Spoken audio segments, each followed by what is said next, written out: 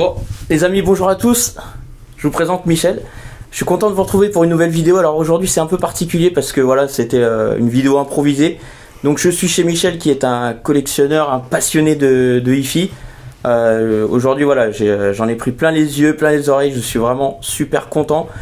Superbe rencontre. Et du coup, Michel va nous parler un petit peu de son système hi-fi.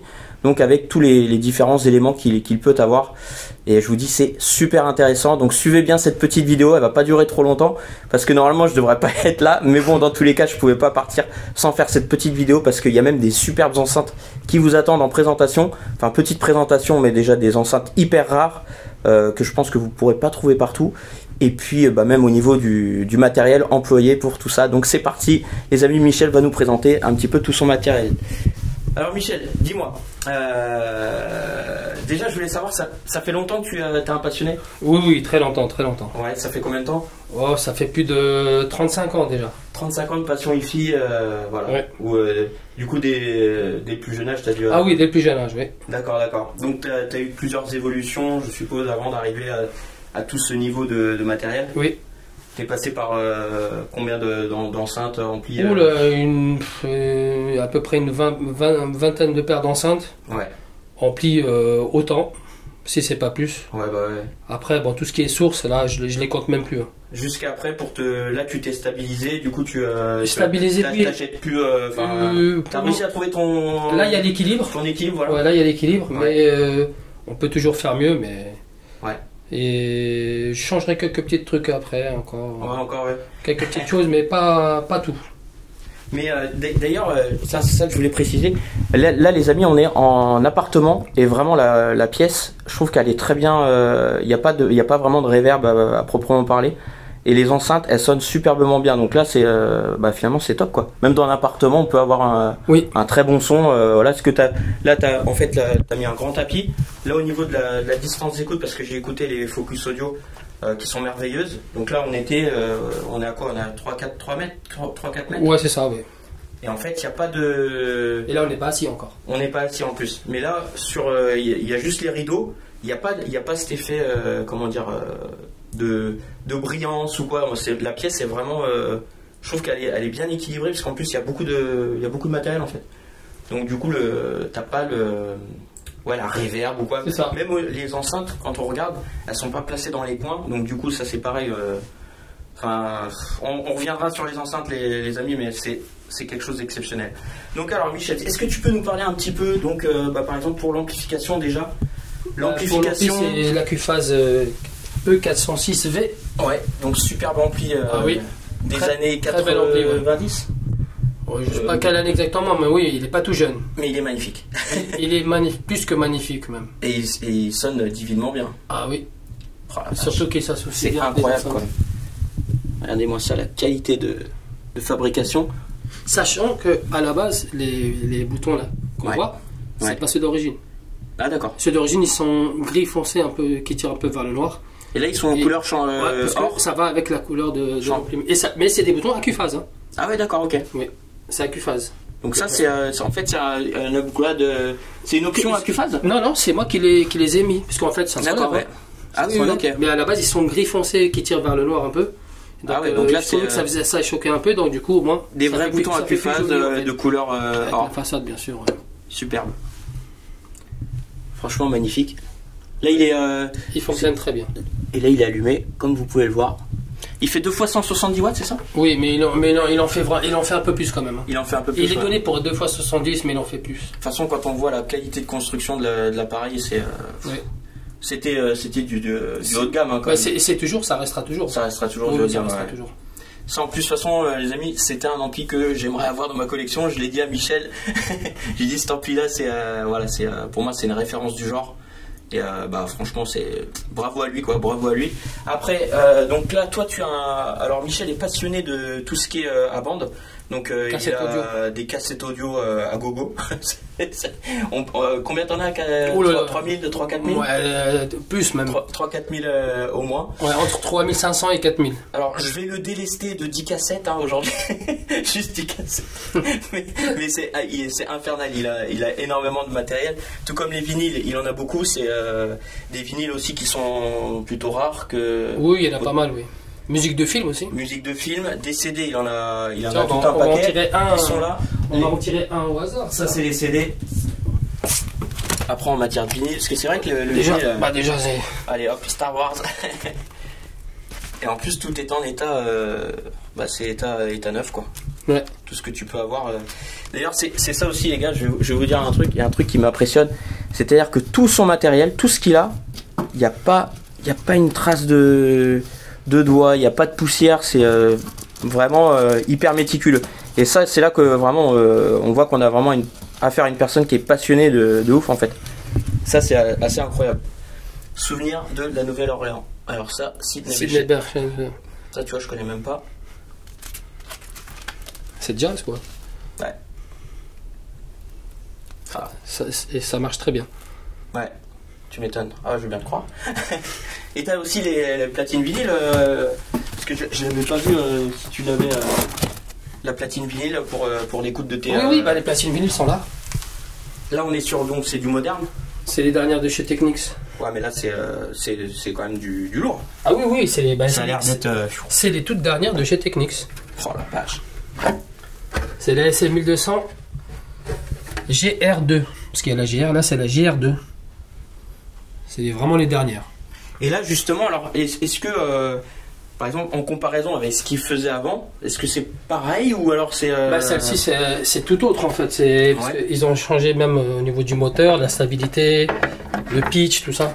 Donc là, elle a été vraiment améliorée. Ouais, donc ce sera mieux que celle d'avant. Enfin, mieux après.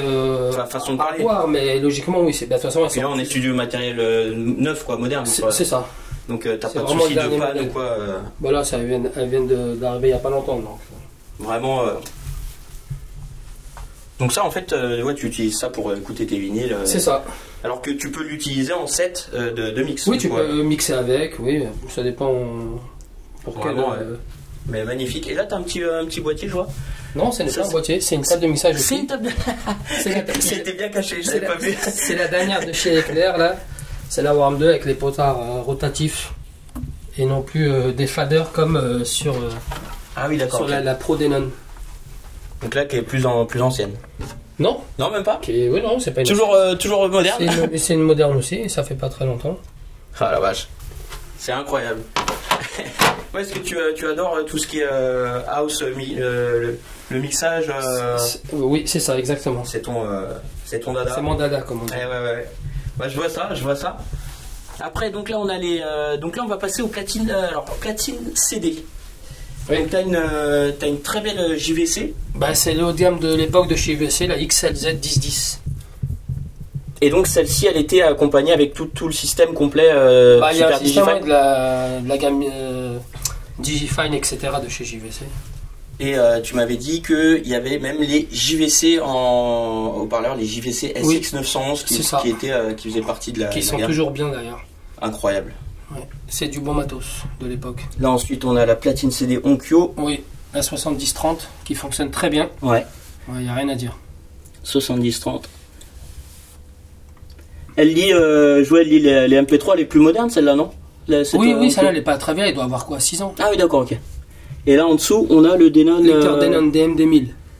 Donc lui, c'est un mini-disque. Mini-disque, oui. Mini-disque, ouais. Enregistreur de mini-disque. J'en ai deux. L'autre côté, ça sera un Tascam.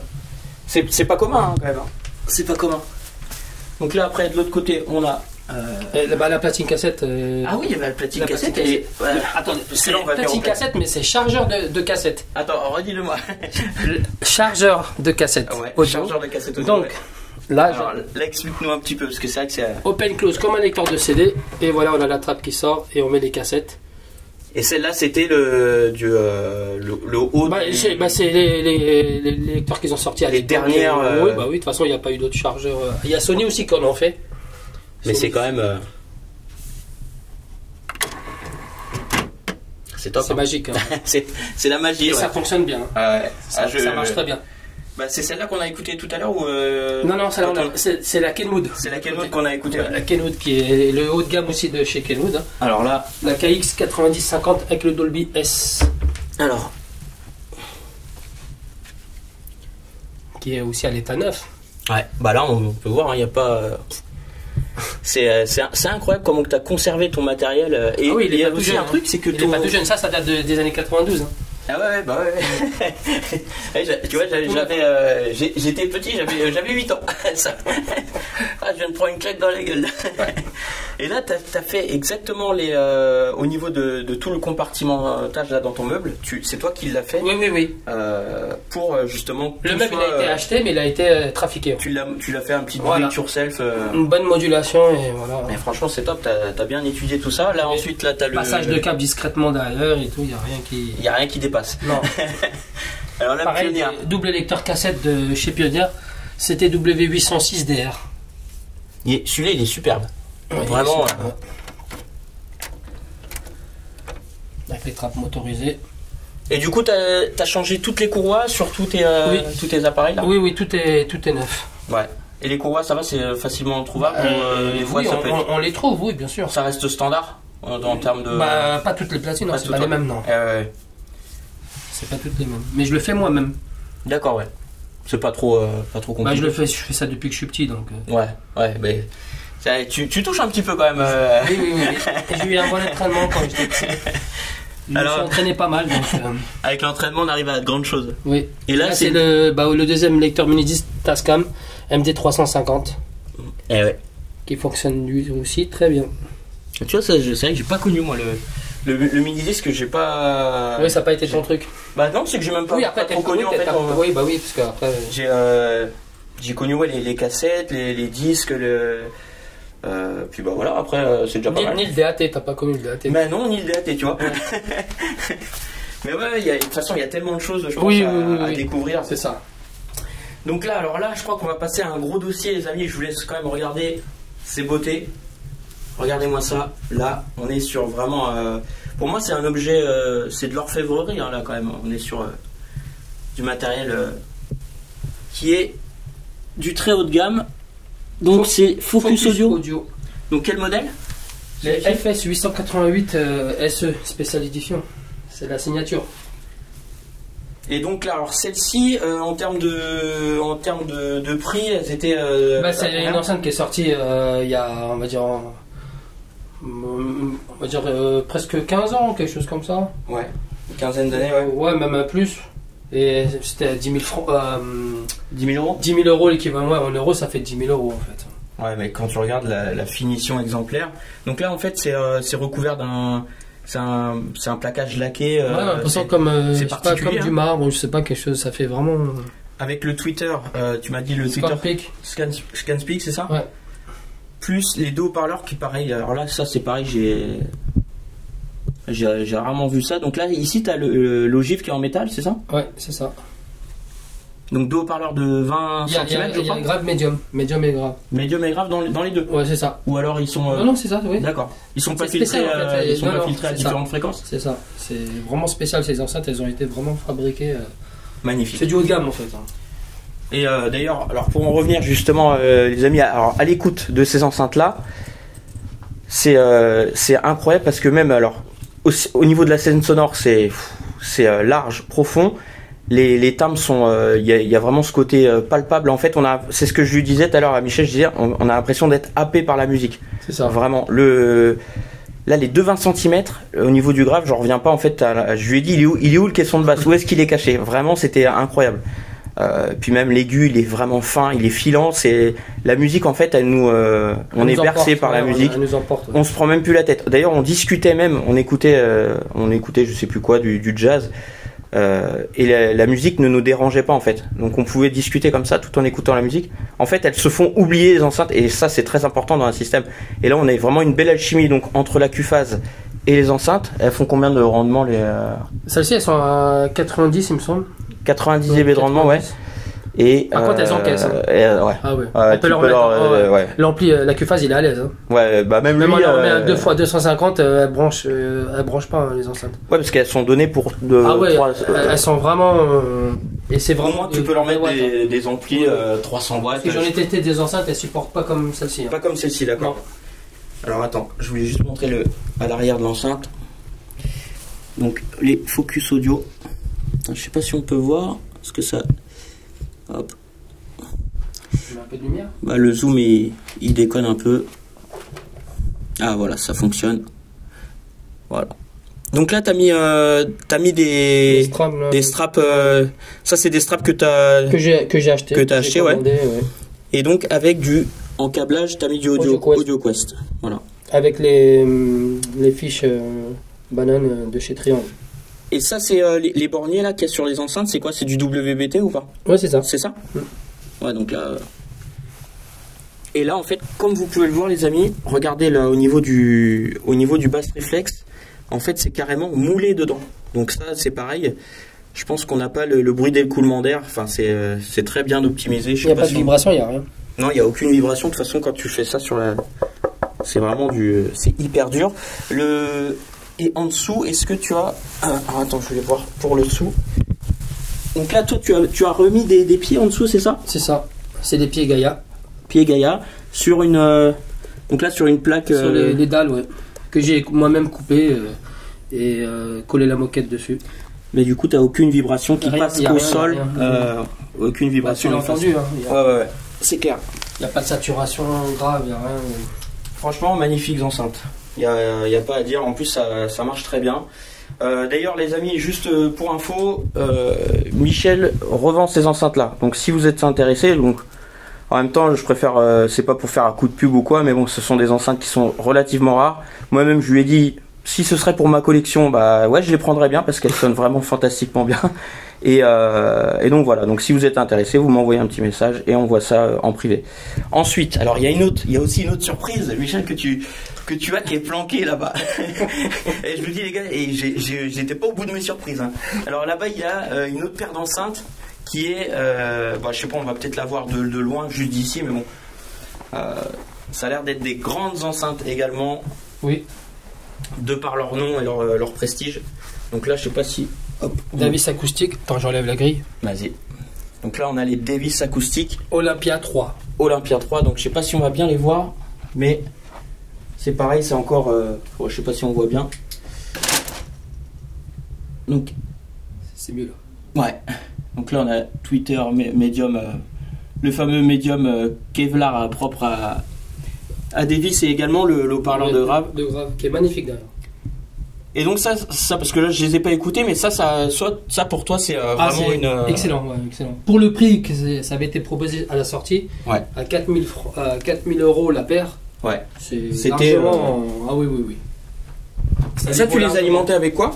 Du coup c'est la Q-Phase ou du Marantz, ça passe... Marantz le PM16. Ah ouais. Ça c'est pareil, ça donne envie d'écouter, même la finition elle est superbe. Branché avec la Q-Phase, le 205. Avec le 205, ça c'était un ampli que tu avais eu par le passé, ouais. Oui. Et comparé avec celui-ci, le 205, ça n'a rien à voir, non? Entre 405 et 205. Oui, ça reste quand même plus... je trouve que c'est plus... c'est moins fouillis, je trouve. Ouais. Et c'est plus maîtrisé. Ouais, puis surtout beaucoup de choses, certainement. Ouais, les détails, tout ça. Ah la vache. L'image stéréo. Et puis bah vous voyez, bon bah des cassettes, tiens bah justement une collection de cassettes, attention à Michel, regardez ça. Et encore il a pas tout, ah la vache, regardez-moi ça. C'est blindé jusqu'au fond de l'armoire là. Et en plus de ça, comme il me montrait, tout est vraiment dans un état, je vous dis c'est comme neuf en fait. C'est-à-dire ça sort de l'emballage. C'est dingue hein. Prendre n'importe laquelle, on va pas tricher comme ça. Ouais, c'est net. Jaquette. On triche pas, hein. Ouais. Ça a pas jauni, ça a pas pris une ride comme on dit. Ouais, même à SMC, je le reconnais mieux la campagne. Tu sais. Ah non, c'est C'est fou, en plus t'as de tout et t'as beaucoup de bandes de BO de films. C'est ça. Énormément. SOS Fantôme, ah ouais, classique. Là il y a des jours et des lunes, je ne connais pas. Donc... Très belle bande originale. Ah ouais. Il y a des jours et des lunes. Non, c'est magnifique. Et le fameux SOS Fantôme. SOS Fantôme, ouais. Stylé comme ça, purée. Ah, on s'en rappelle, hein. Ça me rappelle ouais, quand j'étais gamin. Ouais. Cyrano de Bergerac. Pareil. Ouais. Et tu remarques une chose, elles sont toutes rembobinées, t'as pas remarqué? Ouais, toutes. Toi, tu vas vraiment jusqu'au détail. Ah bah oui, une cassette, faut entretenir. Hein. Ouais. Sinon. Incroyable. On va mettre ça. Hop, ça va devant. Hop. Body parts. Ouais, plein, je connais pas, hein, de toute façon. T'as une neuve, hein? Ouais. Oh la vache. Et t'as même justement, tiens, tu m'avais montré la petite au niveau des cassettes pour enregistrer. Ah oui. Celle qui est rare là. Bah il y a ça, il y a ça. TDK, en fait c'est encore emballé quoi. Ouais, c'est dingue. Ah mais c'est en fait toi tout est comme ça en fait, t'as tout vraiment laissé en super bêta. C'est les cassettes des années 90. C'est incroyable. Et puis même les enceintes, les amis, elles sont également en parfait état.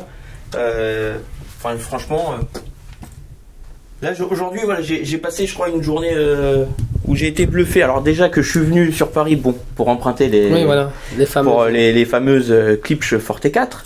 Et puis en plus de ça, là quand je suis venu chez Michel, mais je vous dis c'était vraiment là c'est de l'improvisation totale parce que c'était pas prévu et tout. Et en fait je me suis rendu compte que encore une fois de plus, des passionnés il y en a partout. Vous êtes partout en France et puis là c'est encore la preuve. Et puis en même temps en fait il y a toute une alchimie qui se fait.